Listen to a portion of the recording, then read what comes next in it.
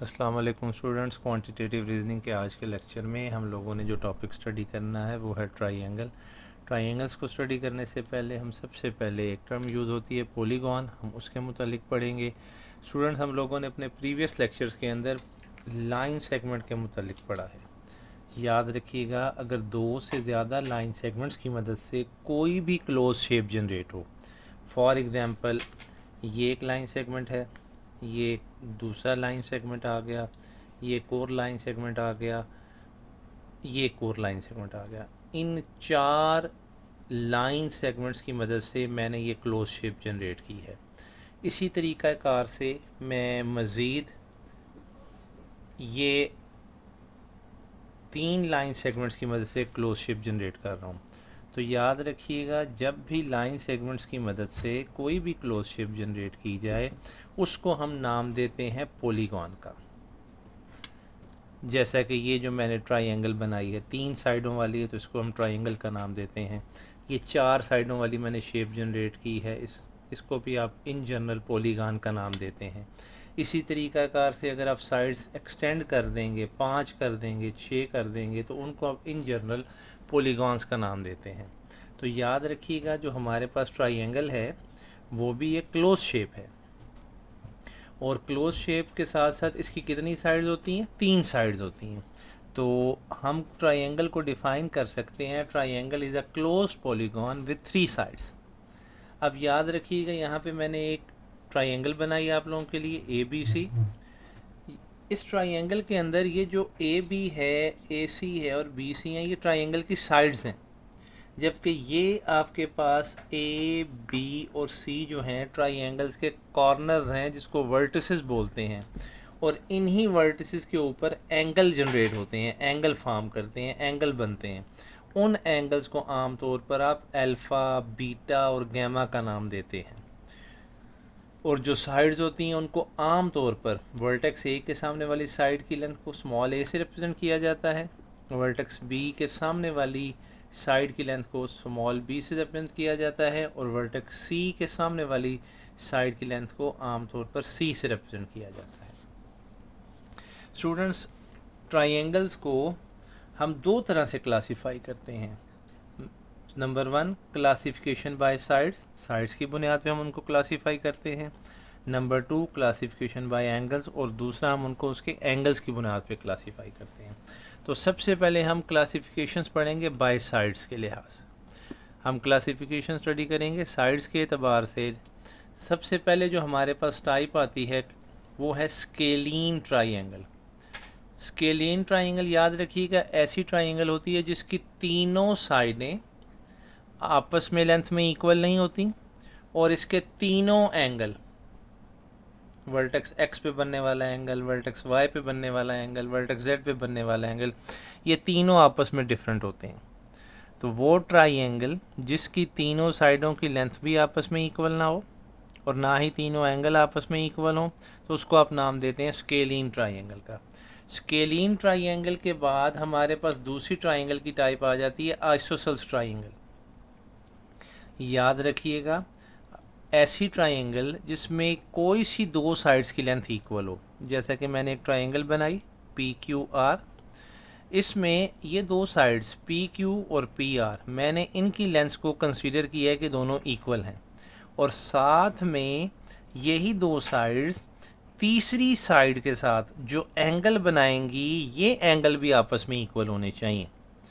Side P Q और side P R दोनों आपस में इक्वल हों लेंथ में, और इन्हीं के जो एंगल बनेंगे तीसरी साइड के साथ, एंगल क्यू और एंगल आर, ये भी अगर आपस में इक्वल हों, तो फिर आप ऐसी ट्राइंगल को आइसोसेल्स ट्राइंगल का नाम देते हैं। स्टूडेंट्स, यहाँ पे एक बात याद रखिएगा, जब भी आप किसी साइड की लेंथ की बात करेंगे तो आपने ये नोटेशन एम की लाजमी यूज़ करनी है। M stands for measurement. मैं दोबारा रिपीट कर देता हूँ, जब भी आप किसी साइड की लेंथ की जिक्र करेंगे, फॉर एग्जांपल ये मैयर पी क्यू है, अगर फॉर एग्जांपल ये पी क्यू है, अगर मैं बात करता हूँ कि इस पी क्यू साइड की लेंथ 4 मीटर है, तो आप कहेंगे मैयर P Q is equal to 4 centimetre या 4 मीटर, व्हाट्सएवर जो भी आप यूनिट यूज़ कर लें। और एंगल के लिए आप इस साइन को यूज़ करते हैं। तो यहाँ पे मैंने एंगल क्यू और एंगल आर को इक्वल रखा है, तो मैंने साथ इनकी नोटेशन यूज़ की है, angle Q is equal to angle R. अच्छा, समटाइम्स ऐसे होता है कि हम मैयर का ये जो सिंबल एम है यूज़ नहीं करते, इसकी बजाय हम ये मॉड भी यूज़ कर लेते हैं। तो इसका भी मतलब यही होता है कि आप लेंथ की बात कर रहे हैं, तो चाहे आप इसको यूज़ करें मेजरमेंट के लिए, चाहे एम लगा लें, दोनों की मीनिंग सेम होगी। उसके बाद तीसरी हमारे पास टाइप आ जाती है, वो है इक्विलेटरल ट्राइंगल। स्टूडेंट्स याद रखिएगा, ऐसी ट्राइंगल जिसमें ट्राइंगल की तीनों sides A B, side B C और साइड ए सी, तीनों साइड्स की लेंथ आपस में इक्वल हो। यहाँ देखें मैंने जो नोटेशन यूज़ की है मैयर के साथ यूज़ नहीं की, बल्कि ए बी के ऊपर मॉड यूज़ कर लिया है। इसका मतलब है कि मैं लेंथ की बात कर रहा हूँ। ए बी की लेंथ, बी सी की लेंथ और ए सी की लेंथ, मैंने तीनों को क्या कहा है, इक्वल होनी चाहिए। और साथ में जो तीनों एंगल बनेंगे वो भी आपस में इक्वल होंगे। अब चूंकि हमें पता है किसी भी ट्राइंगल के अंदर तमाम एंगल्स का सम 180 डिग्री होता है, तो इक्विलेटरल ट्राइंगल की डेफिनेशन ये है कि तीनों एंगल आपस में इक्वल होंगे। तो जब ये तीनों इक्वल होंगे तो इसका मतलब है हर एक एंगल जो होगा वो 60 डिग्री का होगा। क्यों 60 + 60 + 60, तीनों इक्वल हैं तभी 180 के इक्वल बनेगा। तो यहाँ पे चूँकि जो मैंने ट्राइंगल के वर्टिसेस को नाम दिया हुआ है ए, बी और सी का, तो लिहाजा मैयर एंगल ए, मैयर एंगल बी और मैयर एंगल सी, ये तीनों किसके इक्वल हैं, 60 डिग्री के इक्वल हैं। अब बेशक यहाँ पे एम भी लगा लें, मैयर angle A is equal to मैयर angle B is equal to मैयर angle C is equal to 60 degree. तो स्टूडेंट्स ये हमारे पास टाइप्स थी ट्राइंगल्स की क्लासिफिकेशन बाय साइड्स के एतबार से, अगर हम उनको क्लासीफाई करें तो उसके एतबार से। अब हम अपनी अगली टाइप स्टडी करेंगे जो है क्लासिफिकेशन बाय एंगल्स। याद रखिएगा, सबसे पहले हमारे पास आ जाती हैं एक्यूट एंगल ट्राइंगल। ऐसी ट्राइंगल जिसमें ट्राइंगल के तीनों एंगल लेस देन 90 डिग्री हों। जैसे मैंने ट्राइंगल ए बी सी बनाई, इसमें ये वर्टेक्स ए पे एंगल जो बनेगा, वर्टेक्स बी पे जो एंगल बनेगा, वर्टेक्स सी पे जो एंगल बनेगा, वे तीनों लेस देन 90 होने चाहिए। तो ऐसी ट्राइंगल को आप नाम देते हैं एक्यूट एंगल ट्राइंगल। यहाँ मैंने मेंशन कर दिया मैयर angle A is less than 90 degree, मैयर angle B is less than 90 degree and मैयर angle C is also less than degree. ऐसी ट्राइंगल जिसमें तीनों एंगल 90 डिग्री से छोटे हों, तो आप उस ट्राइंगल को क्या नाम देते हैं, एक्यूट एंगल ट्राइंगल का। उसके बाद हमारे पास आ जाती है स्टूडेंट्स राइट एंगल ट्राइंगल। बड़ी फेमस ट्राइंगल है। वो ट्राइंगल जिसमें एक एंगल 90 डिग्री का हो, उसको आप नाम देते हैं राइट एंगल ट्राइंगल का। तो ये मैंने एक ट्राइंगल बनाई ए बी सी, यहाँ पे ये 90 डिग्री एंगल बन रहा है। याद रखिएगा 90 के लिए हम सिंबल यूज़ करते हैं, स्क्वायर बना लें, तो इसका मतलब होता है कि ये 90 डिग्री एंगल की बात कर रहे हैं। तो मैयर angle B is equal to 90 degree. याद रखिएगा, ये जो राइट एंगल ट्राइंगल है, इसी ट्राइंगल के अंदर जो तीनों साइड्स हैं इनके पर्टिकुलर नेम होते हैं।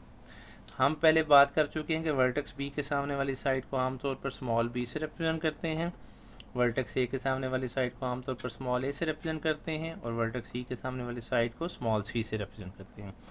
यही राइट एंगल ट्राइंगल है जिसके अंदर पाइथागोरस थ्योरम होल्ड करता है। पाइथागोरस थ्योरम क्या है वो भी मैं आपको एक्सप्लेन कर देता हूँ। याद रखिएगा, राइट एंगल ट्राइंगल के अंदर जो तीनों साइड्स हैं इनके पर्टिकुलर नेम्स हैं। 90 डिग्री एंगल के सामने वाली जो साइड है वो हमारे पास हाइपोटेन्यूज कहलाती है, जबकि 90 डिग्री के साथ अगर हम इस एंगल को कंसीडर करेंगे सॉल्व करने के लिए, अपनी साइड्स फाइंड करने के लिए, तो फिर ये जो साइड होगी ये हमारे पास बेस कहलाएगी। आमतौर पर हम इसी को बेस कंसीडर करते हैं, तो आप इसको कंफ्यूज ना कीजिएगा, आप इसी को आप बेस के तौर पर कंसीडर कीजिएगा। और जो तीसरी साइड बच जाती है उसको आप परपेंडिकुलर का नाम देते हैं। राइट एंगल ट्राइंगल के अंदर मसला फिसागोरस, जिसको आपने पाइथागोरस थ्योरम के नाम से पढ़ा हुआ है, ये वैलिड होता है। इसके अलावा किसी ट्राइंगल के अंदर ये वैलिड नहीं होगा। वो क्या है, वो पाइथागोरस थ्योरम ये स्टेट करता है कि हाइपोटेन्यूज का स्क्वायर बराबर होगा परपेंडिकुलर के स्क्वायर के प्लस बेस के स्क्वायर के। यहाँ पर मैंने हाइपोटेन्यूज को b से मेंशन किया हुआ है, तो इस केस में b स्क्वायर आ जाएगा, परपेंडिकुलर को मैंने ए से लिया हुआ है तो ए का स्क्वायर आ जाएगा और यहाँ पे आ जाएगा सी का स्क्वायर। तो राइट एंगल ट्राइंगल ज़्यादा इम्पोर्टेंट ट्राइंगल है, यही अक्सर एग्ज़ाम में पूछी भी जाती है, इसी के मुतालिक क्वेश्चन पूछ भी लिए जाते हैं। तो इसके मुतालिक आपको पता होना चाहिए, एक तो तीनों साइड्स के नेम क्लियर होने चाहिए, दूसरा ये भी ज़हन में होना चाहिए कि पाइथागोरस थ्योरम इसके अंदर होल्ड करता है। जी स्टूडेंट, इसके बाद हमारी आखिरी टाइप आ जाती है ऑब्ट्यूज़ एंगल ट्राइंगल। अब यहाँ पे वर्ड यूज़ हो रहा है ऑब्ट्यूज़, पीछे हम लोगों ने वर्ड यूज़ किया था एक्यूट, याद रखिएगा एक्यूट का मतलब होता है लेस देन 90 डिग्री। अब यहाँ पे आ रहा है ऑब्ट्यूज़, तो ऑब्ट्यूज़ का मतलब होता है ग्रेटर देन 90 डिग्री। तो ऐसी ट्राइंगल जिसमें एक एंगल 90 डिग्री से बड़ा हो, अब उस ट्राइंगल को नाम देते हैं ऑब्ट्यूज़ एंगल ट्राइंगल। जैसे मैंने यहाँ पे एक ट्राइंगल बनाई, ट्राइंगल DEF, और उसमें मैंने ये जो वर्टेक्स E है इस पे एक एंगल बनाया है जो कि ग्रेटर देन 90 डिग्री है। तो लिहाजा ये जो ट्राइंगल DEF है ये हमारे पास ऑब्ट्यूज्ड एंगल ट्राइंगल कहलाएगी। तो मैं उम्मीद करता हूँ स्टूडेंट्स आपको ये लेक्चर समझ आ गया होगा। अपना बहुत सा ख्याल रखिएगा। अल्लाह हाफ़िज़।